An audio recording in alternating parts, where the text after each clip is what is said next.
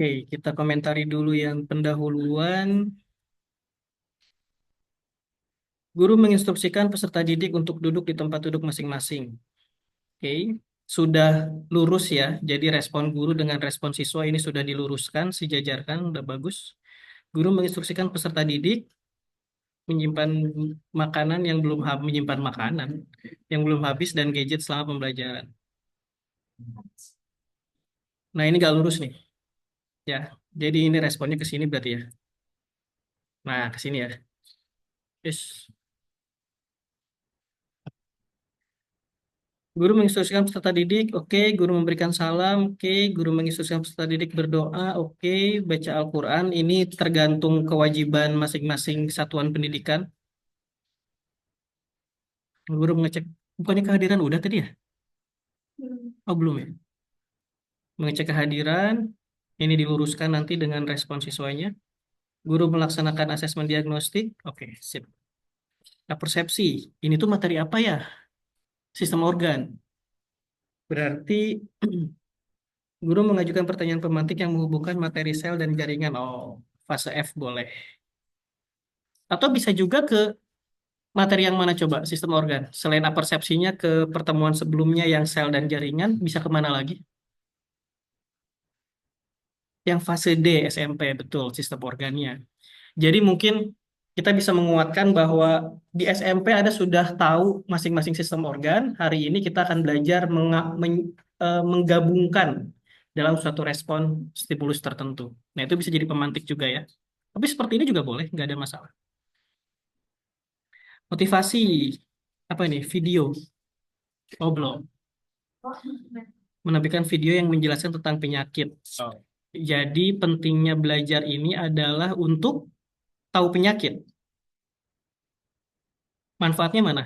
Jadi setelah nonton video nih, videonya tentang penyakit, maka guru menjelaskan pentingnya mempelajari struktur dan fungsi organ. Pentingnya apa? Nah, tulis di sini. Nah, pentingnya apa? Apakah cuma sekedar manfaatnya Anda jadi tahu penyakitnya apa aja, atau tahu cara penanggulanginya, atau tahu cara pencegahannya, atau pengobatannya? Apa sih manfaatnya? Nah, di sini berarti.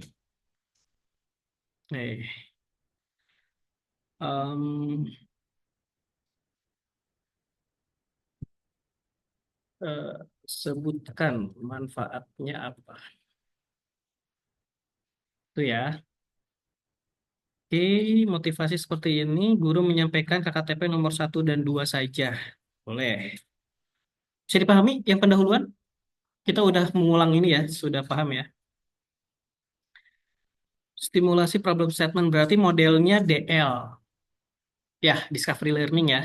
Jadi bagi Anda yang discovery learning juga, ini pasti mayoritas hampir semua discovery learning. Tolong pahami nanti masukannya akan sama persis dengan eh, kesalahan yang Anda lakukan juga mungkin.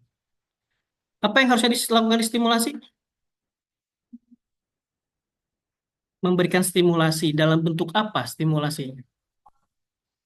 Isi videonya tentang apa? Isi fotonya tentang apa? Jangan dulu ke situ. Pertemuan sebelumnya kita bahas apa? Sorry, fenomena sains. Fenomena sainsnya apa yang ada di dalam video? Guru menampilkan video mengenai struktur 3D organ beserta fungsinya, beserta mendemonstrasikan 3D organ melalui assembler 3D organ. Ada nggak 3D organnya di sini? Di atas? Ada nggak di media? Ada ya? Coba kita intip dulu. Pertemuan satu berarti. Nah, ini enaknya kasih link tuh, jadi saya meriksanya bisa scroll ke atas, pas lihat oh medianya ada, itu kan lebih enak gitu meriksanya. Ini ya, yang ini bukan maksudnya. Ini pertemuan berapa? Satu ya, betul ya. 3D, yang ini. Ini ya, betul ya. Humans organ. Oke. Wah, harus masuk ya. Masuklah.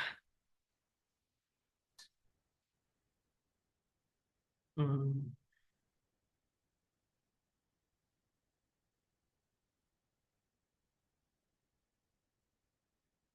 Ya, harus ngisi dulu. Ah,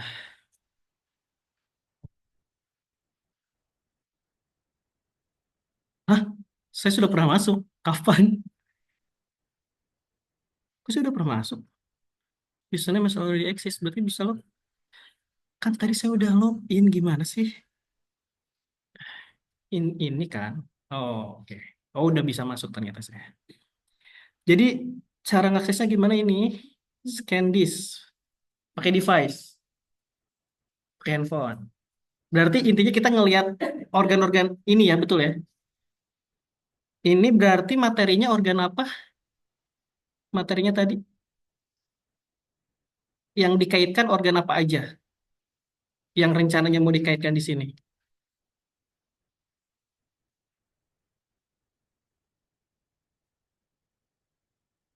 Oh, banyak ya. Pancu indera. Hmm. Oke. Apakah ini fenomena sains? Yes, yes, yes, yes. Bukan. Kalau ini udah masuk materi. Jadi, pusing ya. Balik lagi deh. Pusing, pusing. Jadi, eh, mana sih? Yang ini. Oke, balik lagi. Jadi, stimulus itu fungsinya apa? Fungsinya adalah menstimulus siswa. Biar apa? Biar mau belajar. Dalam bentuk stimulus. Harapannya apa? Stimulus kan eh, pasangannya apa? Respon. Biar respon siswa tuh, oh ternyata sepertinya seru nih belajar ini. Nah, jadi kalau kita langsung dihadapkan dengan materi di stimulasi, saya rasa siswa tidak akan terpancing. Karena gambar 3D tadi itu fungsinya adalah sudah masuk ke dalam materi sebetulnya bahwa ini ada struktur organ seperti ini, fungsinya apa. Sepertinya kita bisa mulai dari suatu fenomena. Fenomenanya apa? Terfikir nggak apa sih fenomena yang bisa diangkat dalam sistem organ? Proses langsung.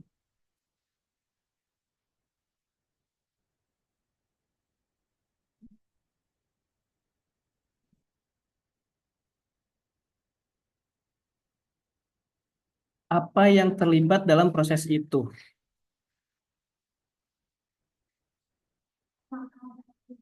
Mm-mm.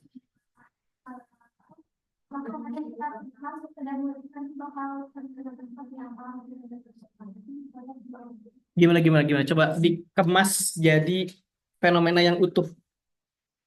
Apa yang mau disajikan berarti? Mm-mm. Mm-mm. Mm.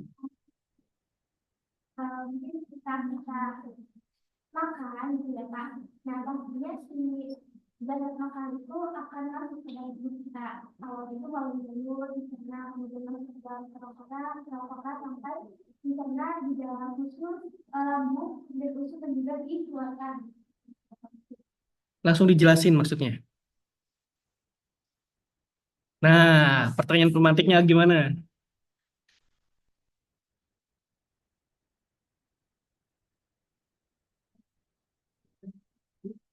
Nah, simpelnya gitu. Jadi kan dia udah punya basic sistem organ di fase D. Yang sistem organ ini kan berdiri sendiri-sendiri ya. Sistem organ apa, dia belajar dulu itu. Nanti belajar dulu sistem organ yang lain dan seterusnya. Di sini kita udah gabung. Dengan dasar siswa udah punya modal itu dari SMP. Sehingga kita bisa tanya, ketika Anda makan, sistem organ apa yang terlibat? Nah, itu pemantik. Oh, sistem pencernaan, Bu. Benar, yakin cuma sistem pencernaan? Iya, Bu. Coba dijelaskan. Nah, itu fenomena sains sebetulnya. Sehingga dari fenomena sains ini, siswa terpancing bahwa nanti pertanyaan guru selanjutnya adalah, apakah benar sistem organ yang terlibat hanya sistem pencernaan saat kita makan? Nah, itu udah mulai terpancing. Ada perasaan di SMP mah iya gitu loh. Nah, ternyata ada 6 sistem organ yang terlibat dalam proses pencernaan. Coba apa aja? Nah, itu bingung tuh. Apa aja? Nah, kita kan belajar hari ini. Itu udah fenomena sains. Tapi fenomena sains itu ditampilkannya tidak dengan lisan, tapi dengan display. Display apa aja? Poster, video, grafis. Jadi kita bikin nih video, kita ngutip di YouTube. video proses makan dari makanan masuk di mulut dia sampai diproses dan kemudian jadi feses. Nah, kita liatin gambar itu prosesnya. Dari prosesnya itu siswa pasti berpikir ini mah cuma sistem pencernaan. Emang iya? Enggak. Nah, gitu. Itu tuh fenomena sains yang ditampilkan itu adalah fenomena sains. Tapi kalau kita cuma bahas ini ada organ ini ada organ ini ada organ ini sebagai fenomena sains itu bukan fenomena sains. Karena fenomena sains nggak boleh nembak dulu ke konsep, tapi hanya mancing rasa penasaran siswa gitu loh. Ya seperti kemarin, Anda duduk di kursi yang kakinya berapa. Nah, dia nggak perlu ada konsep yang benar-benar memberatkan diri untuk menjawab hal itu sebetulnya. Dia punya dasar bahwa yang namanya kursi pasti kakinya 4 gitu loh. Oh ternyata ada kursi yang enggak. Loh gimana caranya? Yuk kita belajar konsep itu hari ini gitu. Ya, jadi fenomena sains itu kalau bisa sih jangan dulu langsung nembak ke konsep. Ada pertanyaan nggak untuk stimulasi? Ini hampir semua DL pasti stimulasinya harus fenomena sains. Ada yang mau menyampaikan fenomena sains yang sudah terpilih untuk DL Anda? Boleh disampaikan? Ini pasti DL semua sih. Pertemuan satu pasti DL semua. Kemungkinan besar ya. Enggak. Pertemuan pertama DL kan? Mayoritas sih umumnya hampir umumnya. Tapi tidak selalu. Biasanya DL. Nah, stimulasi yang sudah Anda buat di rencananya apa? Boleh nggak disampaikan? Biar kita sharing nih. Ah ya, udah nggak usah takut salah, atau santai aja yang namanya feedback. Pasti isi feedback adalah mengkritik atau membenarkan kan gitu. Apa? Apa boleh? Evolusi. Pertemuan satu. Oke.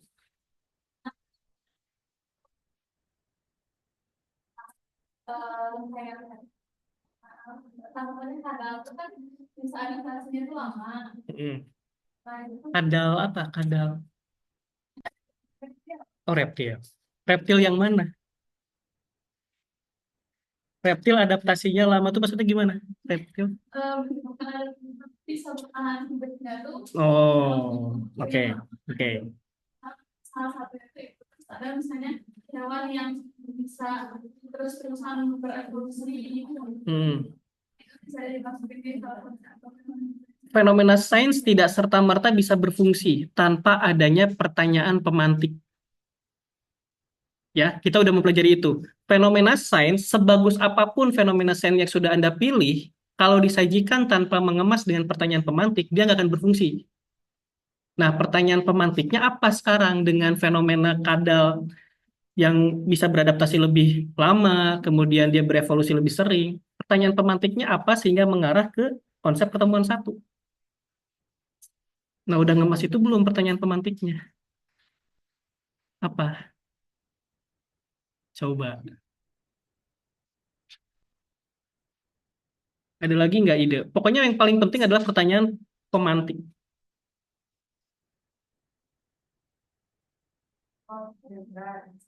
Hmm. pertanyaan pemerintah itu tadi itu tuh berapa sih kita langsung pelajari bahasa Sunda gitu pelajari jelasin tuh pelajari tentang itu penting. Jadi kayak gitu sama contohnya dalam kehidupan sehari-hari saya orangnya juga sama itu. Jadi pertanyaan pemantik dulu, baru fenomena sains, kalau gitu ya. Pertanyaan pemantik itu harus terkait sama fenomena sains. Jadi, jadi dia tuh satu bundling yang utuh. Apakah kalian pernah mikirin gimana sih perkembangan dia dalam tubuh kalian oksigen sama sama dosisnya gitu Pak? Oke, jadi kan berarti nampilin dulu fenomena sainsnya ya, tentang si proses itu nggak atau gambar saja, gambar apa? Gambar orang bernafas. Bisa, boleh, boleh. Jadi ada gambar orang bernafas yang kemudian ditanya dengan apakah kalian memikirkan.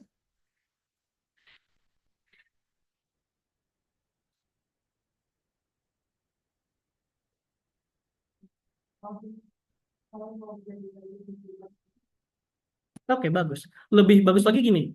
Eh, sekarang coba semua bernafas. Ya bernafas semua kan? Oke. Siapa yang tahu gas apa yang Anda gunakan sekarang? Yang sedang dihirup? Gas apa? Oksigen yang dihembuskan. Karbon dioksida. Anda tahu itu dari mana belajarnya? Kok yakin banget oksigen dan karbon dioksida yang masuk dan keluar? Dari SD, pernah belajar itu ya? Oke, sekarang Anda tahu nggak di dalam udara ini sebetulnya ada gas apa aja? Banyak ya. Ada nitrogen, mungkin ada sedikit metan mungkin. Atau di sini ada CFC. Karena kita pakai AC berarti ada CFC dan seterusnya. Kok bisa ya semua gas yang ada di udara ini ternyata yang masuk ke kita cuma oksigen? Nih hidung milihnya gimana? Itu ada kaitannya nggak dengan transport membran yang akan kita pelajari hari ini? Oh ternyata ada kaitannya, yuk kita belajar hari ini. Nah itu fenomena sains. Loh kok bisa ya? Iya juga ya. Ini gas banyak di dalam satu ruangan. Kok hidung kita cuma milih oksigen? Gimana milihnya? Oh, berarti ada kaitannya sama transport membran dan sebagainya. Oke deh, kita belajar hari ini. Nah, itu tuh fungsi stimulus tuh di situ. Jadi stimulus tuh nggak boleh terjawab saat itu juga. Sampai terjawabnya kalau sudah masuk ke kegiatan ujung kesimpulan. Baru dia terjawab, oh ternyata gitu pertanyaan awal tadi tuh jawabannya. Gitu loh maksudnya. Kebayang nggak kira-kira? Ya. Jadi yang pertama, pokoknya fenomena sains, pilih yang relate dengan pertemuan saat itu. Yang tadi saya setuju. Eh, orang bernafas, ada gambarnya dengan pertanyaan pemantik, itu udah berfungsi sebetulnya. Tapi nanti bisa dikemas lagi dengan nuansa yang lebih bikin penasaran. Pertanyaan si pemantiknya itu. Nah, nanti muncul tuh liar. Si A ngejawab ini, si B ngejawab ini tentang pertanyaan si pemantik itu. Biarkan, tidak perlu dibenarkan, tidak perlu disalahkan, pancing jawaban-jawaban yang open-ended itu. Open-ended itu artinya jawaban yang terbuka. Artinya terbuka itu adalah tidak ada benar, tidak ada yang salah. Karena kita belum belajar tentang hal itu. Nah, baru kita akan jawab dengan pertemuan kita hari ini. Siap belajar semua? Siap. Nah, gitu maksudnya. Pernah nggak ada guru yang gitu di kelas Anda? Langsung buka halaman sekian kan? Nah, itu. Jadi, ya gimana ceritanya kita mau memperdalam tentang si materi tanpa kita tahu manfaatnya apa, memang apa kaitannya dengan kehidupan kita sekarang. Jadi orang tuh balas belajar biologi karena ngerasa ini nggak relate. Buat apa saya ngafalin itu semua gitu maksudnya. Ya, gitu ya. Jadi boleh ada yang mau coba sharing lagi tentang eh, fenomena sainsnya? Ya, boleh. Pembelahan sel. Gimana sih supaya itu disebut? Nggak boleh.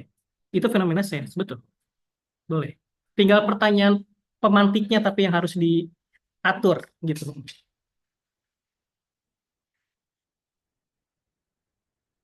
Hmm.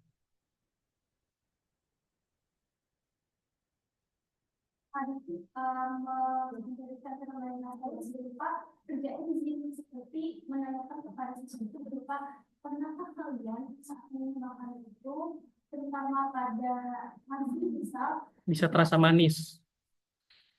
Bisa. Cara nyajiinnya tapi gimana? Bertanya lisan. Jangan. Suruh ke depan aja kunyah tuh nasi. Itu lebih menarik. Jadi benar-benar dia merasakan, eh udah makan belum? Nah, misalkan di sini siapa yang belum makan? Oh saya Pak. Ya udah maju ke depan. Nih ada makanan nih. Sok silahkan makan nasinya dikunyah. Sekarang apa yang dirasakan? Oh, enak Pak. Enggak, fokus, fokus. Tadi rasa pertama dengan rasa beberapa detik kemudian ada perubahan nggak di mulut? Harapannya dia bilang, oh iya tambah manis. Kok bisa gitu ya? Itu udah pertanyaan pemantiknya eh, enzim. Udah selesai. Itu nanti siswa akan berpikir bahwa, oh iya juga ya, kenapa? Yuk kita belajar hari ini. Gitu sih, fungsinya stimulus itu cuma ngaktifin siswa biar tombol on belajarnya itu nyala gitu aja sebetulnya. Boleh banget, tinggal dikemas lagi aja lebih menarik. Jadi daripada nampilin gambar, ah gini, gini, gini, gini. Kayaknya kita harus belajar kerucut at Gardel ya. Kita harus belajar ke sini nih. Kayaknya hampir mayoritas guru nggak tahu segitiga ini, yang padahal ini wajib diketahui para pendidik. Nah, jadi Edgar Dale ini sudah melakukan riset berkali-kali dan hasilnya selalu sama bahwa ketika seseorang mendapatkan informasi dari sesuatu yang sifatnya hanya membaca, dia cuma dapat informasinya 10%. Jadi kalau ada semua tetap sumber belajarnya cuma ngasih buku, mereka cuma dapat 10% dari buku itu. Kalau dinaikkan, di mana setelah membaca kemudian gurunya mulai menjelaskan secara lisan, berarti siswanya informasinya didapat dengan mendengar, maka naik jadi 20%. Ditambah lagi ada gambar sama video naik jadi 30%. Ditambah demonstrasi atau mengunjungi website-website atau blog-blog atau tempat-tempat apapun itu bertambah 50%. Lihat yang paling tinggi, itu di dasar segitiganya. Do the real thing. Berarti dia melakukan sesuatu secara nyata. Daripada fenomena sainsnya ditampilkan ke dalam gambar, bisa nggak fenomena sainsnya diangkat langsung di kelas gitu loh. Benar-benar dimunculkan dan dirasakan sendiri oleh siswanya. Seperti tadi, rencana awal Anda kan menyajikannya gambar. Kalau kita ingat ke kerucut Edgar Dale, gambar itu cuma 30% yang ditangkap. Oh, ternyata yang mengunyah nasi tadi, saya bisa tingkatkan ke dasar segitiga. Lakukan aja dengan kejadian langsung, do the real thing. Itu langsung 90% mereka benar-benar merasakan merasakan pengalaman belajarnya. Makanya praktikum itu selalu jadi metode favorit semua siswa. Karena praktikum itu adalah do the real things. Daripada saya bete gak dengerin guru ngomong, praktikum itu akan lebih mudah dipahami. Nah gitu, jadi fenomena sains kalau Anda bisa menyajikan sampai ke bawah, wah ini bagus banget nih. Bagus banget. Seperti tadi bernafas. Daripada bernafas ngelihat gambar orang lagi exhale sama inhale, kenapa nggak semuanya aja kita suruh bernafas sekarang sama-sama? Gitu. Ya, seperti itu ya. Mudah-mudahan bisa bisa tercatat nih.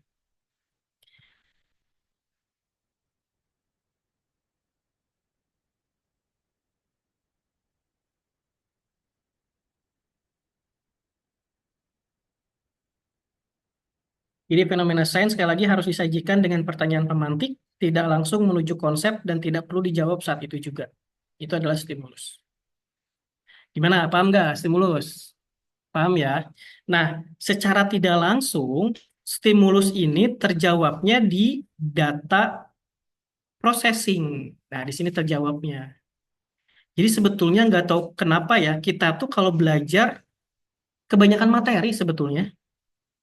Jadi mau belajar sistem organ tuh dalam satu pertemuan, strukturnya dipelajarin, fungsinya dipelajarin, keterkaitannya dipelajarin, penyakitnya dipelajarin. Kenapa nggak langsung aja satu topik yang sederhana, misalkan ada penyakit yang lagi tren, bahas aja dalam satu pertemuan itu. Jadi sekarang tuh pembelajaran mendalam. Sekarang itu udah mau mengarah ke pembelajaran mendalam. Jadi bukan konsepnya banyak, tapi belajarnya cuma di permukaan. Sekarang tuh konsepnya sedikit, tapi belajarnya tenggelam. Jadi tenggelam tuh benar-benar nyemplung sampai ke dalam-dalamnya, tapi si topiknya dikit banget gitu loh. Dikit banget. Ya, jadi tujuan tuh nggak usah banyak-banyak sih sebetulnya.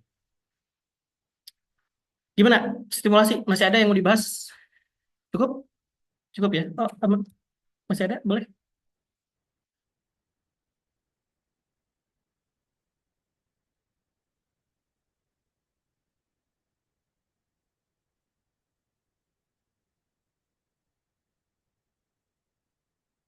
Itu udah lebih ke tujuannya ya. Bisa nggak pakai analogi dulu? Seperti, apa sih tujuan klasifikasi?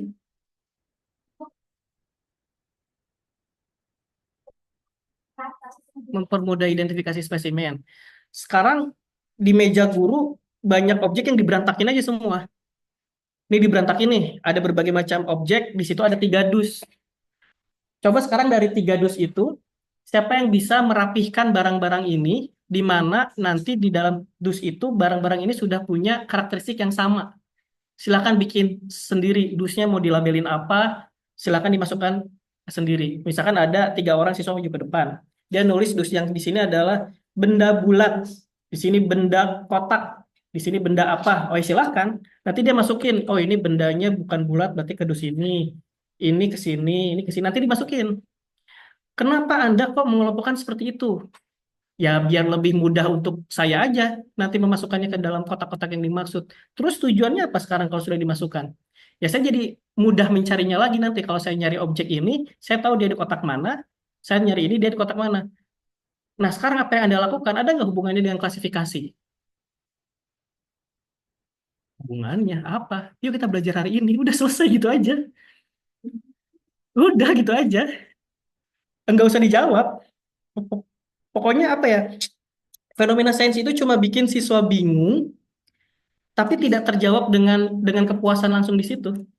Kalau tadi kan langsung ke konsep sebetulnya, karena tujuan klasifikasi itu akan dipelajari di pertemuan itu kan. Nah itu kayaknya akan langsung terjawab sih, daripada terjawab saat itu. Mendingan kita pakai analogi lain yang mirip dengan klasifikasi. Nah, si wawasan-wawasan itu, Anda tidak mungkin bisa dapat ide seperti itu kalau materinya nggak Anda perdalam sampai komprehensif. Jadi jangan harap Anda bisa mengangkat fenomena sains kalau materinya nggak hatam betul gitu loh. Apa yang mau disampaikan tadi?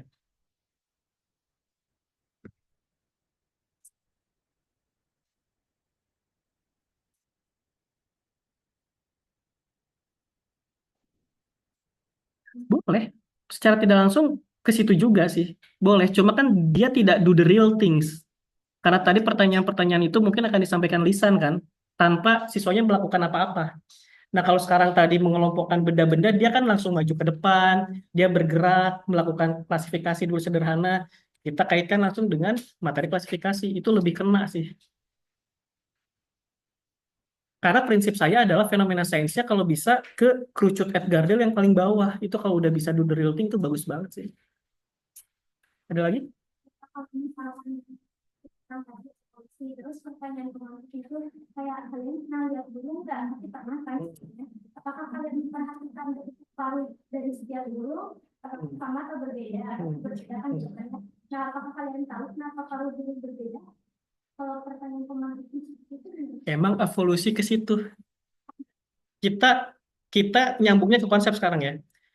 Kalau burungnya udah beda jenis dan paruhnya beda, itu bukan evolusi. Kecuali burungnya dengan jenis yang sama, tapi di tempat-tempat tertentu paruhnya beda. Burung apa? Finch.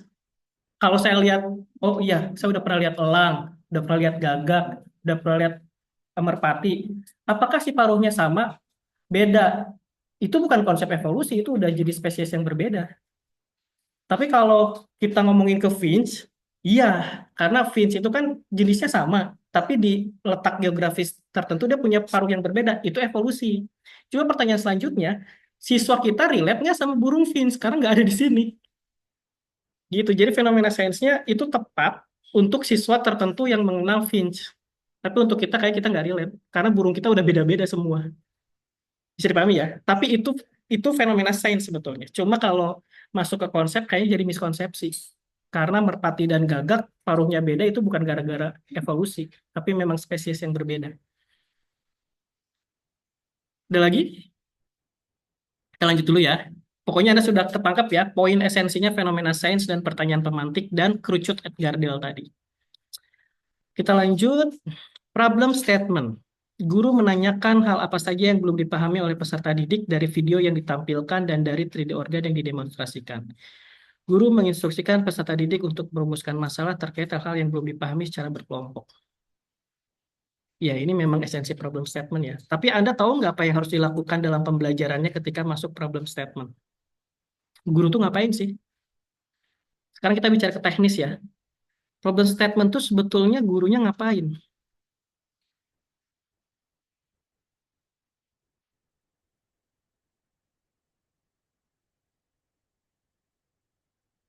Bertanya kepada siswa. Pertanyaan apa?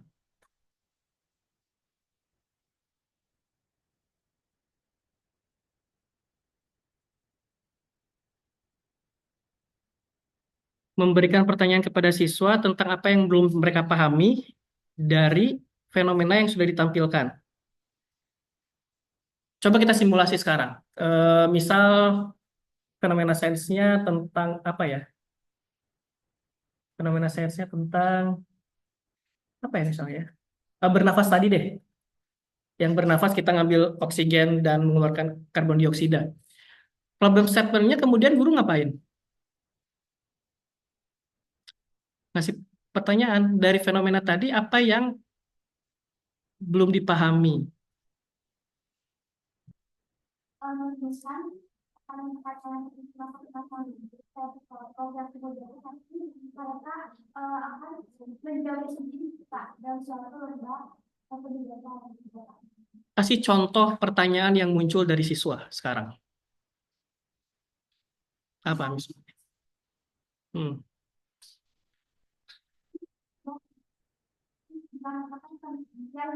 Yang makan ternyata yang makan tidak makan dia Hmm. ada juga ada juga yang lainnya terus itu terus ini apa aja itu kita organisasi organisasi bahkan makan itu makan itu untuk makan itu nah terus apa boleh jangan di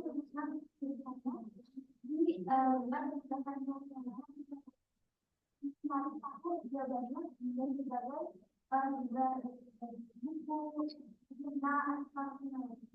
Oke, good. Ya, jadi intinya seperti itu. Intinya problem statement itu adalah memunculkan pertanyaan langsung dari siswa. Pertanyaan apa? Pertanyaan tentang kebingungan terkait fenomena sains yang sudah ditampilkan. Nah, kalau saya sih eh, sebetulnya kan kalau kayak gini tuh seolah-olah stimulasi dulu harus diselesaikan, baru masuk ke problem statement. Logikanya kan seperti itu ya. Yang namanya sintaks kan dia harus berurutan. Stimulasi dulu harus diberesin, udah stimulasi beres, masuk ke problem statement. Buat saya, praktik yang terjadi di lapangan, kalau guru melakukan itu, pertanyaannya nggak muncul. Jadi kalau saya sih memandangnya kayaknya lebih efektif ini satu paket. Tapi tidak sedang mengubah sintaks. Bukan berarti problem statement dan stimulasi ini digabungkan. Enggak. Tetap stimulasi dulu, misalkan gini ya. Eh, Tadi misalkan kerja enzim kita mau fenomena sains itu nasi. Oke, anak-anak sekalian ke depan. Sok yang belum sarapan nih, bisa dikunyah nasinya. Nanti coba bagikan pengalamannya setelah mengunyah nasi itu. Oh enak Bu. Selain itu bisa difokuskan ke rasa mungkin manis Bu. Oke. Nah tolong catat ya. Ternyata ini bilang enak, ini bilang manis. Oke. Sekarang balik lagi ke tempat masing-masing. Ada yang mau disampaikan? Ada yang mau ditanyakan? Bu, kok bisa manis sih? Harapannya itu yang muncul. Yaitu problem statement. Jadi kalau saya sih menganggap ini tuh bukan stimulasi dulu wajib sampai selesai baru problem statement, tapi udah satu paket sih. Jadi ketika pertanyaan pemantik guru menyampaikan juga, tapi itu jangan sampai pertanyaan pemantiknya itu dihabisin. Kalau dihabisin sama guru, siswa jadi kehabisan stok pertanyaan. Jadi pahami nggak maksudnya nih? Ya, jadi pertanyaan pemantik itu cukup tinggal sekarang apa yang kamu rasakan dari mengunyah nasi itu? Rasanya manis. Udah stop aja pertanyaan pemantiknya di situ. Ketika mereka balik ke tempat, ada nggak yang mau ditanyakan terkait pengalaman si A tadi makan nasi? Bu, kenapa kok bisa manis? Emang iya ya manis? Nah, itu pertanyaan problem statement. Jadi, kalau Anda masih mengkotak-kotakan ini menjadi sintak yang terpisah, saya khawatirnya semua pertanyaan pemantik Anda udah dihabiskan di sini. Sudah habis semua sama si gurunya. Nanti ketika si gurunya nanya, apa yang ingin Anda tanyakan? Ya semua yang Ibu tanyain tadi itu adalah yang ingin saya tanyakan. Ya siswa nggak akan mengeluarkan lagi pertanyaan-pertanyaan itu karena sudah disampaikan guru di stimulasi. Makanya saya lebih baik mengemasnya menjadi satu paket utuh, stimulasi sama problem statement. Paham nggak maksudnya nih? Paham ya? Nah gitu. Tapi betul, problem statement adalah memunculkan pertanyaan siswa. Boleh? Enggak, tetap dua kotak, tapi teknisnya jangan sampai dipisah. Teknis pelaksanaan micro teachingnya kalau sampai ngajar di kelas. Kalau ini kan kebutuhan administrasi ya. Kalau kalau si pengawas dia akan meriksanya stimulasi udah ada checklist, problem statement checklist. Pengawas tuh meriksanya seperti itu. Tapi untuk pelaksanaan di kelas jangan sampai ini terpisah, tapi jadi satu kesatuan utuh gitu. Karena setiap saya nguji PLP, kakak tingkat Anda selalu terpatok sama teori bahwa stimulasi diberesin dulu ketika problem statement Si cutting Anda nanya gini, dari fenomena tadi apa yang mau ditanyakan? Hening semua. Padahal fenomenanya bagus. Kok hening? Nah, saya berpikir bahwa mereka nggak mungkin nanya lagi karena semua pertanyaan itu udah keluar dari gurunya di depan. Pertanyaan pemantiknya udah dihabisin semua, gitu loh. Jadi maksudnya ya, gimana paham nggak? Ini disejajarkan ya. Nah, ke sini disejajarkan. Pokoknya setiap respon guru dan respon siswa disejajarkan. Oke, data collection. Ngapain? Guru memberikan jurnal. Boleh? Boleh?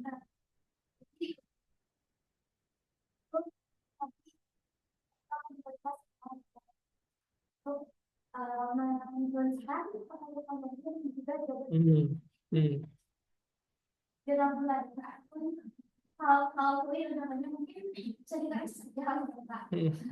Oke, ini tuh maksudnya bukan jurnal kali ya, LKPD ya. Sebenarnya ini tuh LKPD, di mana data collection itu di sini ada pengelompokan nggak? Ada pembentukan kelompok nggak? Mana? Mana? Pendahuluan? Enggak, pendahuluan tadi saya nggak lihat kelompok. Nggak ada. Belum ya?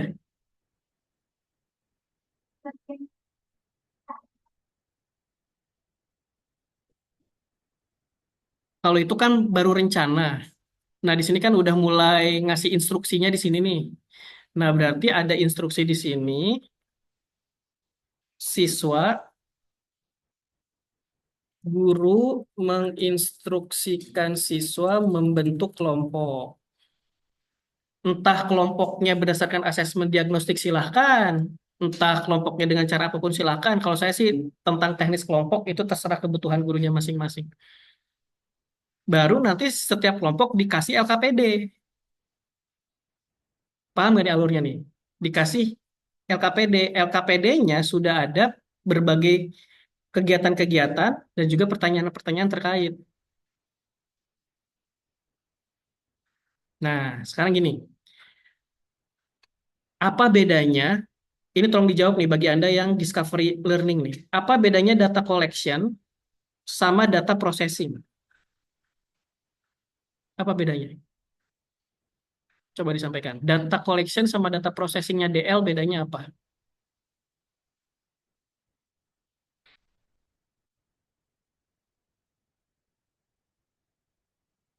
Hmm. Itu misalnya nanti tadi itu sistem tadi kan mencari jawaban-jawaban pertanyaan kita bukan karena mungkin kalau lebih jauh tapi jawaban itu lebih hanya cukup bilang dan ini sudah sesuai dengan pertanyaan yang di ada apapun tidak nah proses menjawab masih tidak salah kalau di untuk pertama itu bilang apakah jawaban itu sudah sesuai dengan Tapi di data collecting jawabannya udah terjawab sebetulnya. Pertanyaan-pertanyaannya sudah mulai dijawab.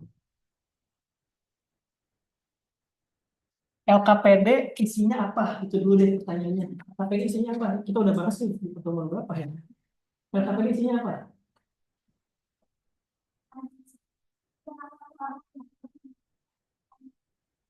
Oke, kalau LKPD isinya pertanyaan-pertanyaan, pertanyaan selanjutnya apa bedanya LKPD sama soal evaluasi? Sama kan kalau gitu? Soal evaluasi isinya pertanyaan, LKPD isinya pertanyaan. Sama kalau kayak gitu. Karena LKPD hakikatnya bukan berisi pertanyaan, tapi isinya apa? Selain materi komentar, panduan untuk apa?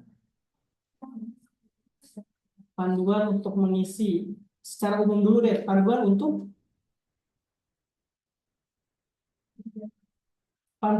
melakukan sesuatu. Melakukan sesuatu ini nanti terserah mau dia praktikum, mau dia observasi, mau dia kajian literatur, mau dia demonstrasi. Pokoknya isi LKPD itu adalah instruksi prosedur tahap demi tahap untuk melakukan sesuatu. Tidak ada pertanyaan dulu di situ. Paham ya? Nah, jadi ketika siswa mendapat LKPD, Yang dilakukan siswa adalah, oh tahap 1 saya harus melakukan ini, lakukan. Kalau dia praktikum, kalau dia observasi berarti tahap 1 saya harus pergi keluar, pergi. Tahap 2 lihat pohon sekitar, pohon mana pohon, dan gitu. Jadi LKPD itu isinya adalah instruksi, panduan tahap demi tahap untuk melakukan sesuatu. Nah, untuk memastikan mereka melakukan sesuai instruksi yang diharapkan, kasih mereka pertanyaan. Pertanyaannya setelah instruksi, paham nggak sampai sini? Ya, jadi pertanyaan KKPD, tolong ingat nih, saya setiap ngajar perencanaan pembelajaran, nggak tahu kenapa nggak pernah selalu berhasil semua dipahami utuh ke mahasiswa perencanaan pembelajaran. Karena ujungnya apa? Lihat contoh terus di internet, itu yang bikin saya kesel. Saya udah ngajar 1 semester, lari ke lapangan, lihat lagi contoh di internet, prakteknya jadi nggak sama dengan di kelas ini. Pertanyaan LKPD, kalau lihat nih, ingat saya ya kalau gitu. Pertanyaan LKPD hanya bisa dijawab kalau instruksi kegiatan tadi udah dilakukan sampai akhir. Paham ya? Contoh ada LKPD nggak ya saya? Ah, ada LKPD nggak ya? Kita nggak punya stok LKPD nih. Apa ya contoh LKPD ya? Pokoknya kalau Anda lihat LKPD dari manapun itu, ada pertanyaannya, dan otomatis bisa Anda jawab pertanyaan itu tanpa melakukan kegiatan yang diminta. Itu bukan pertanyaan LKPD. Karena mau ngambil dari SMA SMA yang kita dikasih dari Pak Asep itu masih LKPD ke kita buat dibagiin, dan nanti di situ ada yang ketiga terkait LKPD-nya. Mereka disuruh apa ya menjalankan dengan instruksi dulu. Di situ juga kemarin Kak Ayu Putri menjelaskan bahwasannya di situ ada beberapa pertanyaan, tapi pertanyaan itu bisa diisi setelah kalian melakukan semua kegiatan yang sudah dijalankan sama si siswa-siswanya itu. Berarti seperti itu ya. Itu LKPD. Tapi pastikan, benar nggak pertanyaannya memang bisa dijawab berdasarkan kegiatan. Kalau ternyata pas bisa dijawab, ya pertanyaan ini mah ada di Google. Terus ngapain praktikum? Nah, gimana caranya ngemas pertanyaan itu? Ini sebenarnya loncat ke pertemuan bagaimana cara menyusun LKPD sih ya. Tapi sekarang kita masuk ke data collecting. Gini, tadi ada udah paham. LKPD itu isinya adalah instruksi dulu, baru pertanyaan. Paham ya? Kita ada 2 bagian utama, instruksi dan pertanyaan. Soal komponen tambahan lainnya seperti materi pengantar lah, identitas lah, cover LKPD lah, glosarium lah, itu mah tambahan terserah dari kami. Pokoknya 2 komponen utama ini harus muncul. Instruksi kegiatan sama pertanyaan LKPD. Berarti ada 2 bagian utama. Discrete ya, ada bagian instruksi, ada bagian pertanyaan. Maka data collecting, ngapain dulu siswa harusnya? Ngerjain instruksinya dulu. Dia melakukan dulu sesuatu itu untuk apa? Untuk mengumpulkan data yang diminta. Data collecting kan judulnya. Tapi belum menjawab. Dia hanya baru mengikuti instruksi yang ada di LKPD. Itu namanya data collecting. Jadi guru itu instruksinya adalah bikin kelompok, jelasin instruksi LKPD-nya apa, silakan kerjakan sesuai instruksi. Berarti mereka melakukan sesuatu di situ, yaitu data collecting. Di data processing, guru menginstruksikan untuk selanjutnya menjawab pertanyaan yang ada di LKPD. Itu data processing. Jadi kelihatan bedanya sekarang ya. Data collecting adalah dia melakukan instruksi LKPD. Kalau disuruh praktikum, dia praktikum dulu. Disuruh observasi dulu. Baru data processing diminta menjawab pertanyaan LKPD. Isinya itu. Kita cek sekarang. Data collecting, guru mempersilahkan peserta didik untuk mengisi jurnal pembelajaran berdasarkan temuan dari pertanyaan. Ini seolah-olah sudah menjawab pertanyaan. Berarti ini harusnya ada di data processing. Ini tuh proses. Sorry. Ini data processing. Oh, data collecting, sorry. Ini harusnya pengelompokan dulu, udah ya. Ini pengelompokan. Buat kelompok. Guru memberikan jurnal pembelajaran dan menjelaskan cara pengisian. Bukan cara pengisian, cara pengerjaan prosedurnya. Jadi kan sama seperti jurnal-jurnal praktikum Anda di perkuliahan, itu kan suka ada step by step. Guru harus selalu yakin bahwa siswa itu nggak selalu paham dengan instruksi yang udah ditulis. Jadi harus dijelasin lagi. Makanya di sini bunyinya adalah guru menjelaskan cara melakukan kegiatan di LKPD gitu maksudnya. Bukan dulu mengisi, kalau mengisi udah data processing. Cara melakukan kegiatan di LKPD. Guru mempersilahkan peserta didik untuk mencari tahu jawaban. Ini harusnya di mana? Di data processing, karena ini berusaha menjawab. Padahal di data collecting belum menjawab, tapi baru ngumpulin data sebanyak-banyaknya. Ya, jadi guru mempersilahkan peserta didik untuk melakukan kegiatan LKPD. Sudah, di sini mereka mulai melakukan sesuatu, mungkin di situ ada tabel yang harus diisi, tapi tabel itu bukan pertanyaan. Bisa dipahami nggak? Jadi misalkan gini, Anda diminta praktikum keluar lapangan untuk mengukur suhu di luar, intensitas cahaya matahari, dan kelembaban. Kan hasil pengukurannya harus dituangkan ke dalam suatu data display dong. Biasanya kan tabel. Nah, tabelnya disediakan di LKPD. Ada kolom suhu, kolom kelembaban, kolom ini. Siswa itu mengumpulkan data itu dari data collecting. Tapi itu bukan pertanyaan, itu masih data collecting karena tabel kan bukan suatu pertanyaan. Tabel itu hanya data yang harus diisi, bukan pertanyaan yang harus dijawab. Nah, di situ boleh. Jadi siswa itu melakukan sesuatu, hasil melakukan sesuatunya dituangkan dalam suatu data display. Entah gambar, kalau anatomi tumbuhan setiap selesai mikroskop kan Anda menggambar. Nah, itu bukan pertanyaan, itu masih data display. Nah, itu tuangkan di situ. Dia lagi melakukan sesuatu, gambar atau mencatat. Nah, nanti hasil data-data yang tercollecting dipakai buat ngejawab pertanyaan LKPD. Makanya saya bilang pertanyaan LKPD harus bisa terjawab kalau datanya udah dapat. Kalau sampai ini pertanyaan bisa dijawab tanpa harus ada data, saya yakin LKPD Anda nilainya nol. Saya langsung bilang cross-link nol itu langsung cross cross cross check cross-link kita konsep cross check gitu ya. Sorry sorry. Ya gitu ya. Tapi please nih, ini saya udah ngajar bertahun-tahun perencanaan pembelajaran, tapi setiap praktik tuh nggak tahu kenapa mahasiswa masih suka lihat contoh-contoh LKPD di luaran sana. Yang padahal fungsinya mata kuliah ini adalah membekali Anda untuk membenarkan yang salah di luar sana gitu. Jadi tolong jangan dipakai gitu maksudnya. Ya, please ya. Aduh, suka suka kesel kadang kalau lagi nguji mahasiswa PLP. Jadi kayak sia-sia gitu. Em, ya, jadi data processing itu adalah guru mempersilahkan peserta didik mengisi jurnal, betul, dan menjawab pertanyaan, betul, dan memonitoring. Boleh. Monitoring itu di sini juga ada ya, di data collecting juga tetap ada monitoring. Karena ketika siswa melakukan sesuatu, guru nggak boleh melepaskan itu. Guru tetap ada monitoring di data collecting. Gitu ya. Gimana nih? Data processing, data collecting, ada pertanyaan?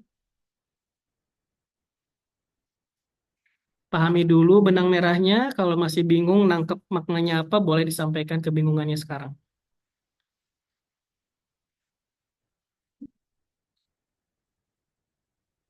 Untuk yang beritanya itu sampel kakak itu hanya berupa kayak mereka itu menginginkan aplikasi mereka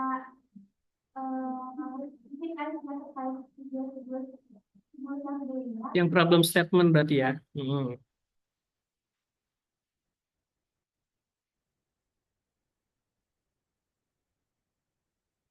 Jadi siswa ngapain di kelas?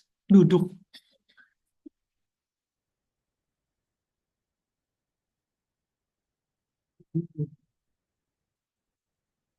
Betul.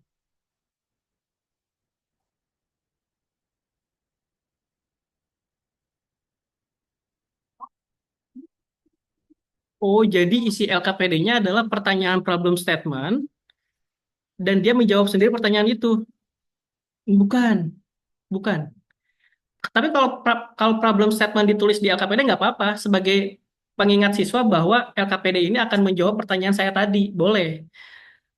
Logikanya gini. Kalau sampai siswa tahu ya, kalau sampai siswa tahu setiap belajar sama Bu Mira misalkan, selalu diminta bikin pertanyaan dan menjawab pertanyaan saya sendiri, maka pertemuan selanjutnya saya akan berusaha bikin pertanyaan paling mudah untuk saya jawab. Gitu dong. Jangan, jangan. Jadi pokoknya problem statement boleh ditulis, tapi itu tuh terjawab secara implisit, secara tidak tersirat setelah kegiatan LKPD itu dilakukan. Nangkep nggak?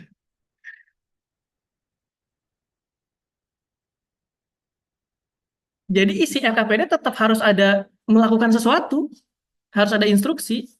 Jadi kalau LKPD isinya cuma pertanyaan dan menjawab pertanyaan, pertanyaan saya ini di kelas, siswa 2 JP itu ngapain? Duduk aja, nggak ada pengalaman belajar. Nah itu yang disayangkan, gitu ya. Minimal adalah kegiatan kajian literatur. Masa sih nggak diminta mengakses apa gitu, ada langkah-langkahnya mengakses sumber referensi, pergi ke perpustakaan, atau apa gitu minimal itu kalau nggak ada praktikum. Atau mengakses website yang sudah guru buat, misalnya, apalagi.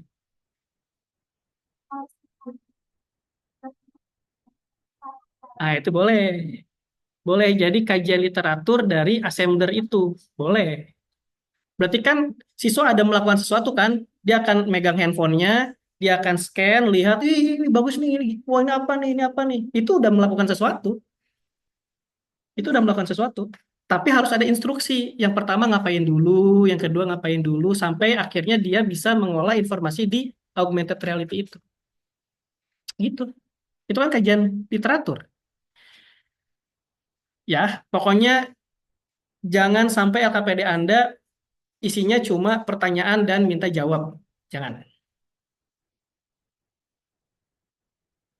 Kita lanjut atau masih ada pertanyaan terkait stimulasi, problem statement, data collecting, data processing?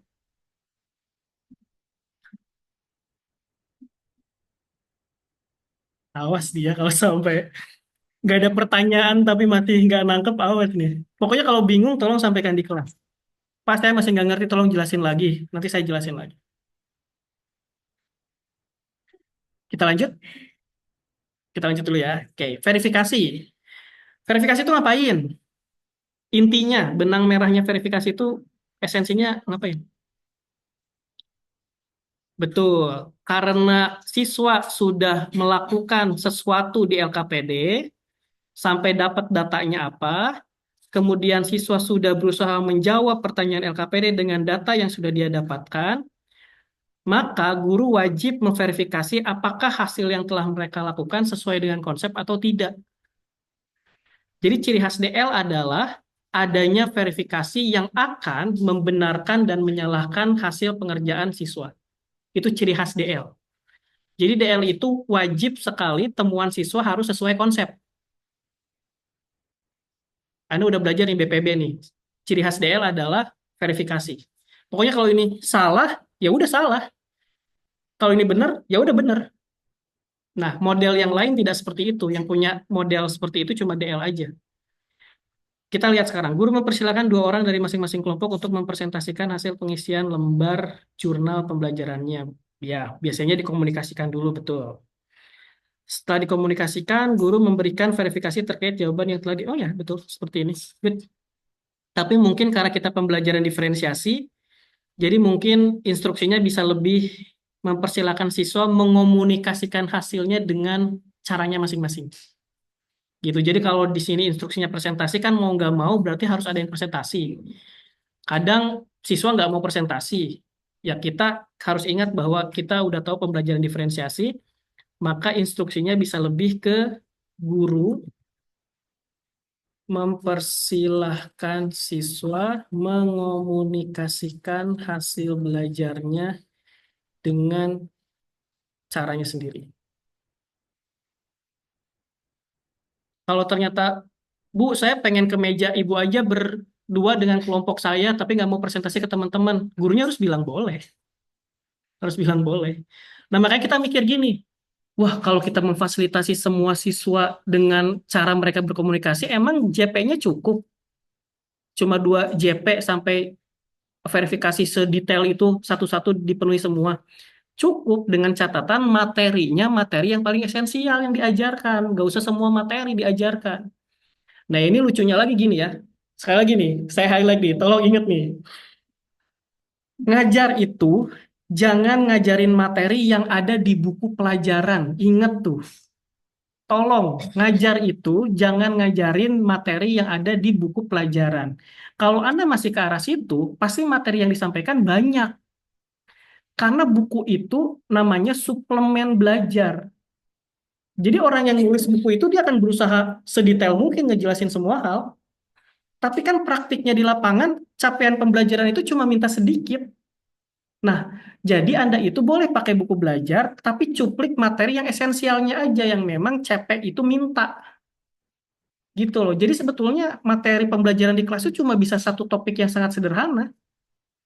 Misal, dulu dulu belajar sistem organ, kita benar-benar cuma belajar bukan bukan cuma belajar, kita belajar sampai ke nama-nama organnya apa, letaknya di mana, fungsinya apa, keterkaitan struktur dan fungsi, penyakitnya ada apa aja, masing-masing penyakitnya dicari pencegahan dan pengobatan. Habis berapa pertemuan tuh? Padahal angkat satu tren aja. Ini ada penyakit ini nyerang sistem organ apa, organ mana yang terserang, pencegahannya seperti apa, udah selesai. Kayaknya 2 pertemuan juga cukup tuh buat ngebahas panjang lebar daripada semua organ tuh harus dihafalin. Emang buat apa? Kan siswa siswa kita itu tidak akan berarti mereka akan menjadi guru biologi dan dosen biologi kan enggak dong. Jadi Anda jangan berpikir bahwa siswa saya harus saya bekali sebanyak-banyaknya karena kelak mereka jadi dosen biologi dan guru biologi. Enggak. Mereka bisa kerja jadi apa aja. Makanya guru cuma ngasih materi yang esensial. Nah, ini makanya ketika turun ke lapangan, ujung-ujungnya saya ngajar apa ya? Beli buku, dilihat bukunya, oh ngajar bab ini, bab ini, bab ini, disampaikan semua, ya sama aja bohong. Buat apa kita belajar perencanaan pembelajaran? Paham ya? Oke. Jadi materi itu harus sedikit sehingga kita bisa melakukan ini. Jadi ada kelompok yang mau maju sendiri ke meja guru, boleh kita fasilitasi. Yang lain ada yang mau presentasi, bisa difasilitasi. Yang lain cuma mau menulis laporan, disampaikan ke guru, guru baca, oh ini udah bagus, kita bisa fasilitasi. Jadi waktu itu luang, karena materinya simple. Simple tapi mendalam gitu. Ya, ada pertanyaan untuk verifikasi? Ini betul verifikasi seperti ini. Tinggal disejajarkan sedikit antara guru dan siswa. Ada pertanyaan? Cukup ya? Sip. Generalisasi, gampang ini mah. Ngapain generalisasi? Siapa yang menyimpulkan? Betul, peserta didik terlebih dahulu, baru gurunya. Gurunya melengkapi. Guru mempersilahkan satu perwakilan yang lainnya dari masing-masing kelompok untuk menarik kesimpulan dari hasil paparan presentasi. Boleh. Jadi siswanya akan menyimpulkan, betul. Guru meluruskan kesimpulan yang telah disampaikan. Kalau ternyata udah benar apa yang mau dilurusin. Berarti bukan meluruskan, melengkapi. Kalau melengkapi, kesimpulan siswa yang udah benar bisa ditambahin.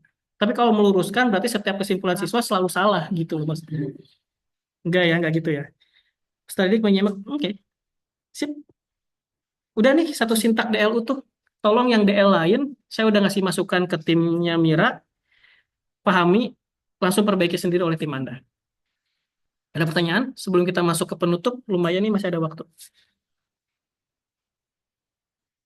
DL dulu ya. Harapannya minggu depan kita masih masuk nggak sih? Oh, ya gitu. Emang saya nggak mau pulang. Ya saya juga mau pulang lah. Cuma kan ada instruksi kampus. Nanti saya coba tanyain yang lain dulu ya. Nanti saya coba. Saya masih belum dapat kabar pastinya sih. Cuma itu masih dapat infonya seperti itu betul. Tapi belum keluar surat edaran resminya. Belum. Belum. Apa itu efisiensi? Pokoknya saya akan ikut instruksi dari jurusan aja ya. Ya, saya juga mau banget. Sekarang juga kita libur bisa, saya pengen banget libur. Tapi kan nanti kalau ketahuan sama pimpinan fakultas, kena teguran saya.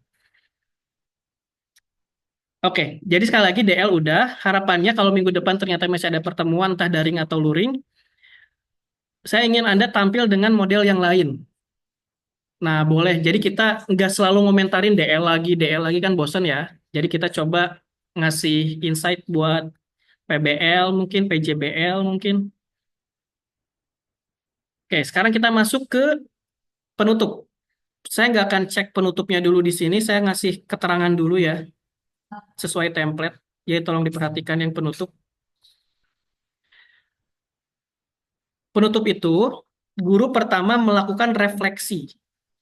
Refleksi itu memuat kesimpulan. Tapi pertanyaan selanjutnya, kan di DL sudah generalisasi.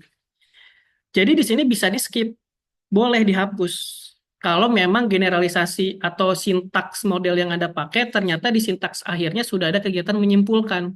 Berarti di refleksi nggak usah lagi menyimpulkan sebetulnya. Tapi boleh ganti dengan tes atau dengan kegiatan lainnya atau kuis atau apapun itu. Nah, boleh seperti ini ya. Atau cuma pertanyaan-pertanyaan yang bisa diambil di beberapa sampel tapi bukan masuk ke sumatif. Karena gini, sebetulnya ya, idealnya setiap pertemuan itu betul dikasihnya asesmen sumatif. Udah paham asesmen sumatif itu apa? Kayak post test. Tes selalu di akhir yang terkait dengan KKTP. Bagusnya seperti itu. Cuma praktiknya di lapangan, siswa tuh ngeluh. Saya mah paling males belajar sama varian karena setiap akhir penutup soal lagi, soal lagi. Jadi kita boleh kok memodifikasi dengan kebutuhan siswa karena siswa merasa jenuh dengan adanya soal. Bisa soal itu hanya di akhir pertemuan topik yang dimaksud. Jadi misalkan sistem organ ini berapa pertemuan? Ada 4. Nah mungkin tes sumatifnya di pertemuan 4. Boleh seperti itu. Enggak apa-apa. Atau di setiap pertemuan dulu aja lah ya, karena kita lagi latihan. Karena kita lagi latihan, kayaknya setiap akhir pertemuan tes sumatif aja dulu ya. Azan dulu ya, sebentar.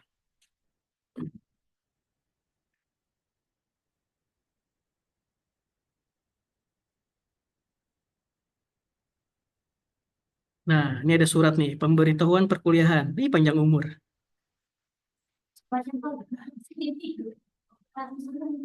Coba kita lihat di sini saja. Jam 11.45, Bu Diana sebagai Wadek Akademik.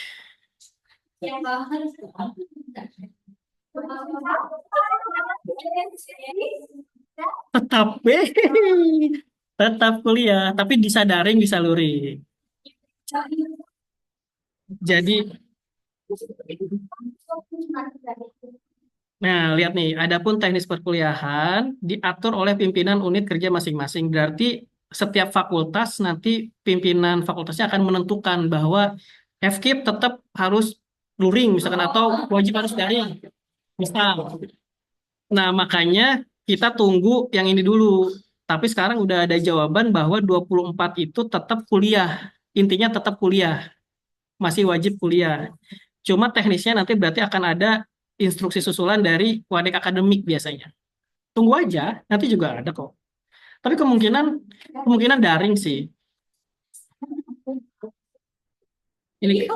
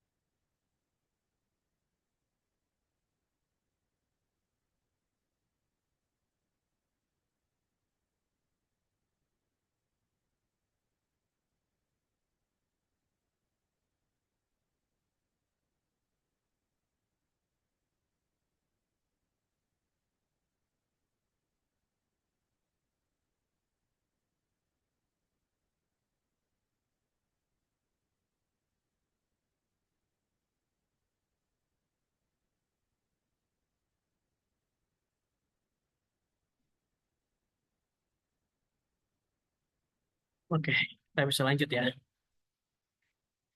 Oke, jadi sekali lagi refleksi itu adalah boleh memuat kesimpulan kalau modelnya project based learning, sepertinya project based learning kegiatan terakhir bukan menyimpulkan ya, mengevaluasi hasil kalau nggak salah.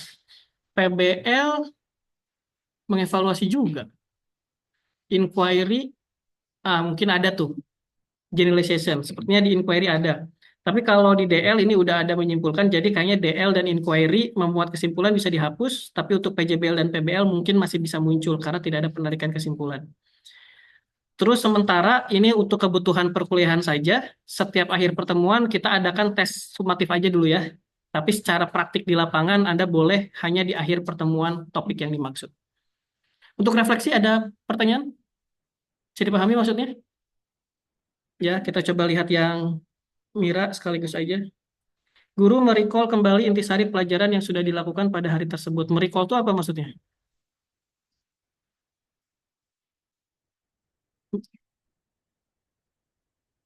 Menyampaikan kembali. Kan tadi udah menyimpulkan.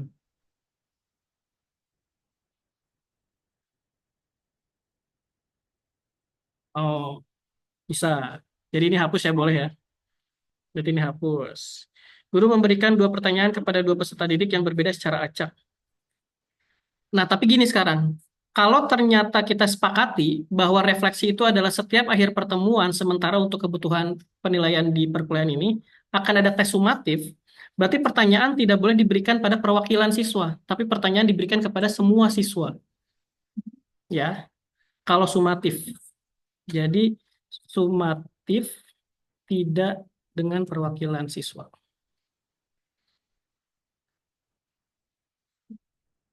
Menyimpulkan, ini masih ada, menyimpulkan tadi sudah disintak. Guru meluruskan jawaban dan kesimpulan dari peserta didik. Kalau masih ada waktu cukup, berarti kan ini diperiksa ya berarti ya. Tapi kalau nggak ada waktu cukup, ini nggak harus dilakukan juga nggak apa-apa. Oke, pokoknya refleksi adalah pemberian soal sumatif atau menyimpulkan bagi model yang tidak punya sintaks menyimpulkan. Bisa lanjut? Penugasan. Di sini ada semua harus menginstruksikan penugasan untuk pertemuan selanjutnya. Penugasan itu nggak harus selalu siswa diminta mengerjakan sesuatu, tapi minggu depan kita akan masuk topik A. Tolong pelajari dulu ya di LMS yang sudah Bapak siapkan. Nah, itu udah penugasan. Jadi penugasan itu tidak harus mengerjakan sesuatu, tapi pelajari materi untuk pertemuan selanjutnya. Bisa seperti itu. Kita lihat punya Mira. Guru menginform Guru menginformasikan daftar kelompok kepada daftar kelompok kenapa untuk hmm, oh gitu. Berarti data collecting di sini nggak ada kelompok ya. Sebaiknya sih bisa dimulai kelompok di sini sebetulnya. Karena kan prinsip kita adalah asesmen awal sudah dilakukan sebelum pertemuan satu ini. Kan harusnya asesmen awal itu dilakukan sebelum masuk pertemuan satu sebetulnya. Sebetulnya ya. Jadi kelompok sebenarnya udah harus dibuat di sini. Guru menginstruksikan peserta didik untuk membaca dan mempelajari terlebih dahulu materi selanjutnya. Betul. Oke, good. Sip. Peserta didik menyampaikan lesson learned. Di sini adalah saatnya guru mendapatkan feedback dari siswa tentang pembelajaran hari ini.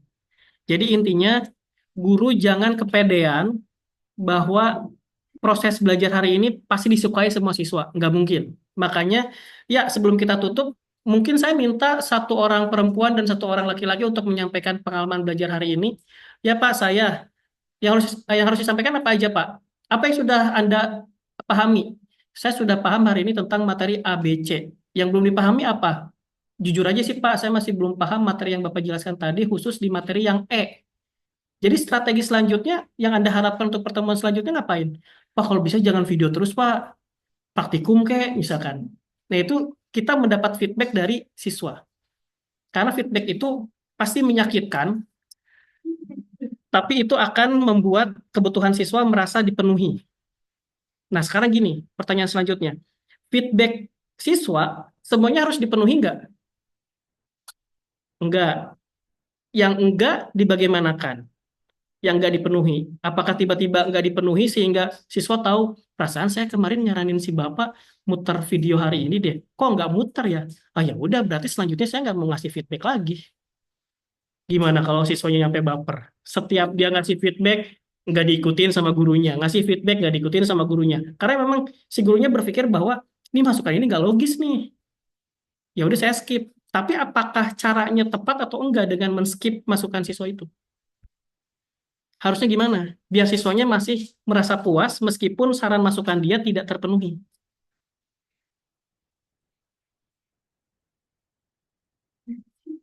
Gimana? Misal, eh, saya hari ini masih belum paham materi A, Pak. Saran saya minggu depan mungkin kalau bisa presentasinya, kalau bisa praktikum lah. Ternyata si gurunya berpikir bahwa nggak mungkin praktikum. Nah, pas minggu depan, itu ngapain? Kalau tiba-tiba ada nggak praktikum tanpa memberikan penjelasan ke siswa yang dia menjalankan hari ini praktikum. Hmm. Kalau dengan masanya hari ini dan kata terlebih dahulu karena misalkan artinya seperti ini. Nah, itu. Jadi tetap harus diklarifikasi. Jangan cuma netizen klarifikasi di TikTok. Saya Rian Ardiansa meminta maaf bahwa guru juga harus mengklarifikasi bahwa oh ini masukan minggu yang lalu banyak nih. Bapak udah lihat di Google Form, ini masukannya dari si A, pengennya praktikum. Aduh, tapi maaf ya karena kayaknya materi hari ini kita bisa lakukan dengan selain praktikum karena tujuan pembelajarannya adalah ini. Gimana kalau kita observasi saja ke halaman sekolah? Nah, mungkin praktikum kita bisa lakukan di pertemuan selanjutnya. Jadi siswa yang udah ngasih si feedback nggak dipenuhi, itu dia nggak ngerasa sakit hati karena oh ternyata emang nggak bisa praktikum untuk materi hari ini gitu. Jadi jangan tiba-tiba skip, skip, skip. Ya buat apa siswa ngisi Google Form atau ngisi feedback gitu ya. Jadi sekali lagi tujuan di sini adalah meminta feedback siswa tentang pembelajaran hari ini. Aduh, 2 menit lagi. Saya nggak perlu lihat yang Mira aja deh. Menutup kegiatan pembelajaran. Ya udah salam, salam. Selesai. Silakan, ada pertanyaan? 2 menit. Google Classroom, Lesson Learn. Oh, emang bisa ya Google Classroom pakai buat menyampaikan sesuatu?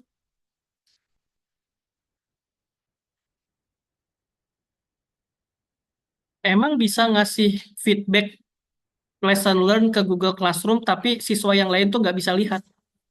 Oh bisa. Oh saya bukan pengguna Google Classroom sih. Oh bisa ya. Jadi dalam bentuk apa? Submit tugas.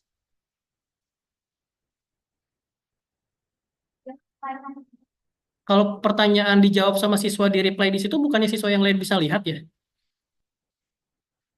Oh gitu. Oh bisa disetting. Oh gitu ya. Oh, oke. Oke, berarti ini pakai Google Classroom, berarti boleh. Karena masukan itu nggak boleh dilihat sama siswa lain dan siswa tersebut nggak boleh nyantumin nama. Nah, di Google Classroom bisa nggak? Bakal ketahuan ya. Kalau siswanya ketahuan identitas, siswa itu nggak bisa dengan leluasa mengkritik gurunya habis-habisan. Nggak akan berani. Jadi harus anonim, Google Form. Biasanya Google Form. Atau biasanya Padlet. Padlet, Google Form, Mentimeter, ya apalah seperti itu. Biar siswanya bisa nulis hamba Allah misalkan gitu kan. Oke, sip. Saya save dulu biar nggak lupa.